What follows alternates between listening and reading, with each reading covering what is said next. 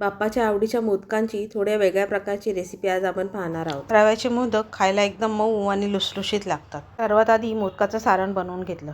कढईत खोबरं छान तुपात परतून घेऊन त्यात चवीप्रमाणे साखर, वेलची पावडर आणि ड्रायफ्रूट टाकून छान परतून घेतलं। नंतर एका टोपात प्रमाणानुसार पाणी घेऊन त्यात चमचाभर तूप टाकून चवीप्रमाणे मीठ टाकलं आणि छान पाण्याला उकळी आल्यावर त्यात रवा सोडून घेतला। रवा छान खालीवर करून झाल्यावर गॅस बंद करून झाकण देऊन रव्याला छान वाफ येऊ दिली। नंतर वाफवलेला रवा एका भांड्यात काढून छान पिठाप्रमाणे मळून घ्यायचा।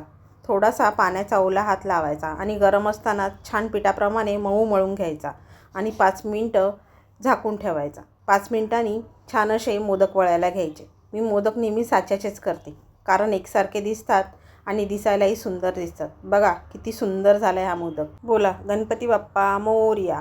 रेसिपी आवडली असेल तर लाईक, शेअर आणि चॅनलला सबस्क्राईब करा।